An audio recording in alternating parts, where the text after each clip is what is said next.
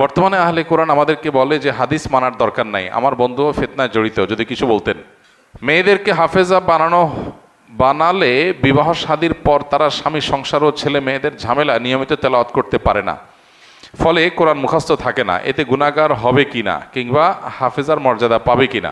অনেকের কাছে শুনেছি যে কেউ যদি 30 পারা কোরআন মুখস্থ করে ভুলে যায় তাহলে সেটা নাকি কবিরা গুনাহ হয়। এর সত্যতা কতটুকু?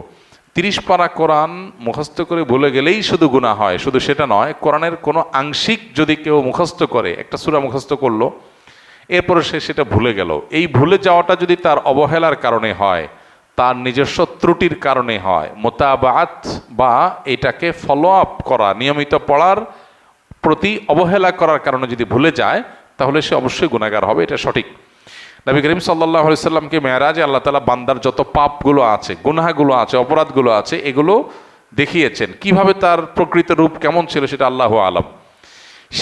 সেই গুনাহগুলোর মধ্যে নবী সাল্লাল্লাহু আলাইহি সাল্লাম এর একটা হাদিস থেকে আমরা জানতে পারি যে সবচেয়ে ভয়াবহ গুনাহগুলোর মধ্যে থেকে একটা দেখানো হয়েছে তাকে, মানুষ যখন কোরআনের কোনো অংশ মুখস্থ করার পর সেটা ভুলে যায়। অতএব কোনো হাফেজ পুরা কোরআন হিফজ করেছে, এরপরে সে পুরাটা ভুলে গেছে, সে আল্লাহর কাছে ভয়ঙ্কর অপরাধী, যদি সে অবহেলা গাফিলতির কারণে ভুলে যায়।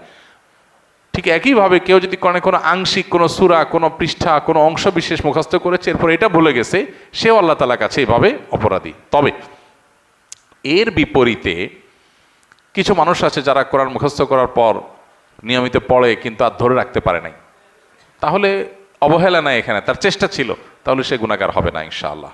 মেয়েদেরকে হাফেজা বানালে বিবাহ শাদীর পর তারা স্বামী সংসার ও ছেলে মেয়েদের ঝামেলা নিয়মিত তেলাওয়াত করতে পারে না, ফলে কোরআন মুখস্থ থাকে না। এতে গুনাহগার হবে কিনা কিংবা হাফেজার মর্যাদা পাবে কিনা। অনেক পুরুষের ক্ষেত্রেও এটা প্রযোজ্য। কোরআনে কারীমের মুখস্থ করা সওয়াবের কাজ, অনেক বড় মর্যাদার বিষয়, কিন্তু মুখস্থ করার পর যদি কেউ ভুলে যায়, সে ভুলে যাওয়াটা যদি অবহেলার কারণে হয় তাহলে অবশ্যই গুনাহের বিষয়, গুনাহগার হবে। আর যদি অবহেলার কারণে না হয় তাহলে গুনাহগার হবে না। অনেকে বলে মেয়েদের হাফেজা বানানো ঠিক না, কেন? কারণ তারা পরে ভুলে যাবে। এই কথাটা সঠিক কথা না, কারণ অনেক মেয়ে আছে যারা হাফেজা হওয়ার পর বিয়ে শাদী হয়েছে, বাচ্চা কাচ্চা আছে, তারপরে তাদের ইয়াদ আছে। বিষয়টা নির্ভর করে যে সে আসলে কতটা সিরিয়াস। সে যদি কোরআনকে ধরে রাখার জন্য সচেষ্ট থাকে তাহলে ইনশাআল্লাহ সে ভুলবে না। আর যদি সচেষ্ট থাকার পর ভুলে যায়ও তাহলে আল্লাহর কাছে তার কোনো দায় নাই, কোনো গুনাহ হবে না। তো এই জন্য মেয়েদের হাফেজা বানানো ঠিক না, এই কথাটা ভুল।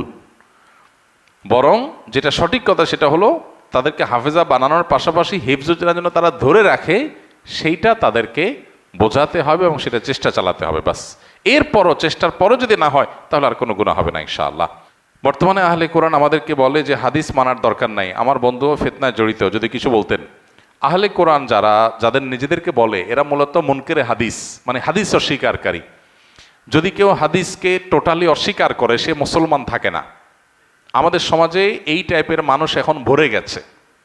অনেক লোক আছে তারা কোরআনের কিছু আয়াতের অংশ বিশেষ এনে সাধারণ মানুষকে, মাওলানা তাকি ওসমান সাহেব হাফিজাহুল্লাহর একটা বই আছে, আর অনেক ওলামা ইকরামের বই আছে, এই বইগুলো এক একটা মুক্তানা মাশাআল্লাহ তুষ্ট হওয়ার মতো।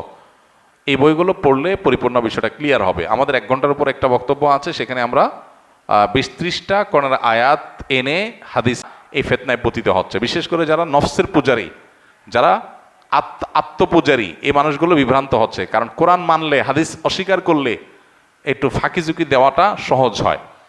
কোরআন তো পাইকারি, সেখানে দেখা গেছে যে অনেক হারামের বিশদ বিবরণ নাই, আল্লাহ মৌলিক নীতিমালা বলে দিয়েছেন। আল্লাহ বলেছেন ওয়াইহাররিমু আলাইহিমুল খাবায়েস, নোংরা জিনিসগুলো আল্লাহ হারাম করে দিয়েছেন। এখন একজন মানুষ বলতেছে আমার কাছে সাপ কেঁচো এগুলো তো নোংরা মনে হচ্ছে না, ভালোই লাগতেছে, আমি খাই, তো সে এটা হালাল বানায় ফেললো। হাদিস যখন মানে তখন এগুলোর ব্যাখ্যা ডিটেইল হাদিসে পাওয়া যায়। অনেকেই আছে যে হারাম কাজ করার জন্য এটাকে একটা শর্টকাট রাস্তা বের করেছে। অনেক নাস্তিকদের একান্ত ঘরোয়া আলাপ নানাভাবে আল্লাহর কুদরতে আমাদের সামনে চলে আসছে, তাদের অসতর্কতা বশত বা যেভাবেই হোক সেগুলো আমাদের কাছে চলে আসছে।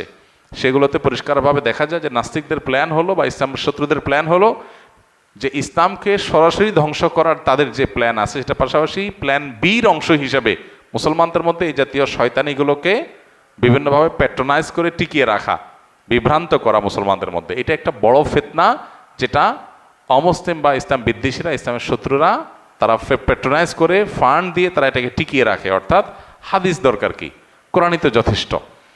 মূলত হাদিস কোরআন কোত্থেকে পাইছি আমরা? কোরআন নবী সাল্লাল্লাহু সাল্লাম থেকে, সাহাবা একরাম থেকে যে পাইপলাইন দিয়ে বা যে রুট দিয়ে কোরআন আসছে, হাদিস একই রুট দিয়ে আসছে। আপনি একটাকে অস্বীকার করলে কয়দিন পর আরেকটা অস্বীকার করা লাগবে। হাদিস সংরক্ষণের ইতিহাস সম্পর্কে যারা জানে না তারা এটা নিয়ে সন্দেহ করতে পারে। সংরক্ষণের ইতিহাস জানলে হাদিস, বিশুদ্ধ হাদিস গ্রহণ করার ক্ষেত্রে কারোর ন্যূনতম সন্দেহ আসার সুযোগ থাকবে না। মূলত এই রাস্তাটা খোলা হয়েছে হাদিস একসময় কোরআনকে অস্বীকার করার জন্য।